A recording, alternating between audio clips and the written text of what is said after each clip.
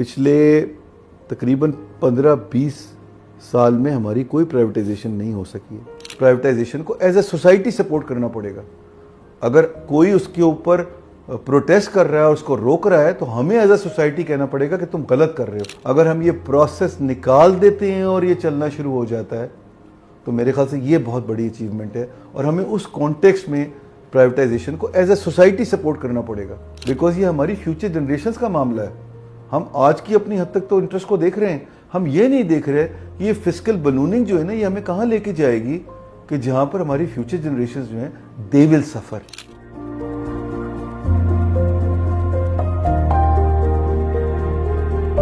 Speaking of state owned enterprises, हमारे पास privatisation का, जैसे आपने बताया, Mohammad Ali Ghulam Mohammad is now looking after the privatisation side. अगर हम बजट में देखें तो कोई 86 बिलियन की प्रोसीड्स फ्रॉम प्राइवेटाइजेशन उन्होंने डाली हैं. और जब हम specially on the energy side देखते हैं जो एसओई की कॉस्ट है वो काफ़ी हाई है. Do you have any insights on what's happening on the privatisation front? जी, 2-3 चीज़ें हैं मंसूर. एक तो जो इम्पोर्टेंट बात है वो ये है कि जो एनर्जी सेक्टर के जो ड्रेन है ना वो 2 किस्म की है, एक्चुअली 3 किस्म की है. वो एक तो वो है जो पुराना स्टॉक था, जो वो 2.5 ट्रिलियन 2.6 ट्रिलियन हुआ करता था. वो जो मैंने अभी आपको पूरा शुरू में बताया, सर्कुलर डेट का रेजोल्यूशन 1.3 ट्रिलियन तो बैंकों से आ जाएगा और सेटल हो जाएगा. बाकी सब वेव हो रहा है. हमने भी मैं ओजीडीसी का चेयरमैन भी हूँ, वहाँ पर भी हमने कुछ वेव किया सर्कुलर डेट के मामले में, तो वो सब सेटल हो जाएगा 2.6. तो जो आपका स्टॉक है एज ऑफ टुडे वो सेटल हो जाएगा. फ्लो वो होता है कि जो एनुअल बेसिस पे आपका ड्रेन रहेगा. अच्छा, एनुअल बेसिस पे जो ड्रेन है उसके 2 हिस्से हैं. वो ड्रेन एक वो है जो सिस्टम में लीकेजेस हैं, जो कलेक्शन नहीं हो पाती, और जो डिस्ट्रीब्यूशन सिस्टम है ना वो आपका इतना डिलिपिटेटेड है कि उसके अंदर लीकेजेस होती हैं.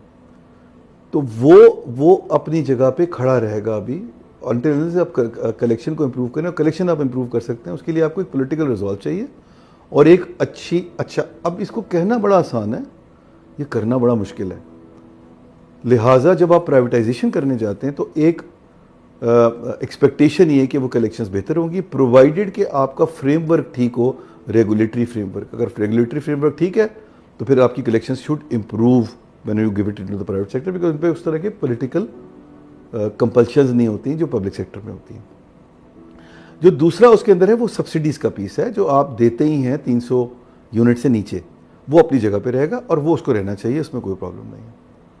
जो तीसरा वाला है वो है लॉसेस जो एंटिटीज़ करती हैं ऑफ देयर ओन ऑपरेशंस, उसको फंड करना पड़ता है. तो लिहाजा ये सब लॉसेस को जब आप एक्यूमुलेट करते हैं तो बहुत बड़ा अमाउंट आ जाता है ओवरऑल लायबिलिटी के हद. जो मेरे ख्याल से इन्होंने आज नंबर डाला हुआ 86 बिलियन का, वो ज़रा थोड़ा कंजर्वेटिव नंबर है. बिकॉज एक हमारी हिस्ट्री इस तरह की चली आ रही है प्राइवेटाइजेशन की कि पिछले तकरीबन 15-20 साल में हमारी कोई प्राइवेटाइजेशन नहीं हो सकी है. अब उसके मल्टीपल इश्यूज़ हैं, मल्टीपल उसके रीज़न्स हैं. मैं उन रीज़न्स में नहीं जाऊंगा, कुछ सही है कुछ गलत है, मगर फैक्ट ये है कि आज वो नहीं हो पाई है. तो उस 15 साल का 20 साल का इनर्शिया तोड़ना जो है ना, उसको हर आदमी बहुत केयरफुली इस तरह चलेगा कि मैं कोई अपनी इस तरह की एक्सुबरेंस ना दिखा दूं कि जहां पर अल्टीमेटली वो नंबर ना आए and you will have a double whammy. 1, shortfall on the budget. 2, the revenue gain that you were expecting will disappear as well. So I think that is the reason why government has put in a very conservative number. Hopefully that we will have a much better number than this. But frankly speaking, Mansoor, मेरी हद तक number is not important. It is the process which is important. अगर हम ये process निकाल देते हैं और ये चलना शुरू हो जाता है तो मेरे ख्याल से ये बहुत बड़ी अचीवमेंट है और हमें उस कॉन्टेक्स्ट में प्राइवेटाइजेशन को एज ए सोसाइटी सपोर्ट करना पड़ेगा. अगर कोई उसके ऊपर प्रोटेस्ट कर रहा है और उसको रोक रहा है तो हमें एज ए सोसाइटी कहना पड़ेगा कि तुम गलत कर रहे हो, रादर देन उसको प्रमोट करने के, चाहे वो हमारे फैमिली मेम्बर्स ही क्यों ना हो उसके अंदर इन्वॉल्व. बिकॉज ये हमारी फ्यूचर जनरेशंस का मामला है. हम आज की अपनी हद तक तो इंटरेस्ट को देख रहे हैं, हम ये नहीं देख रहे कि ये फिस्कल बलूनिंग जो है ना ये हमें कहाँ लेके जाएगी कि जहाँ पर हमारी फ्यूचर जनरेशंस जो हैं दे विल सफ़र.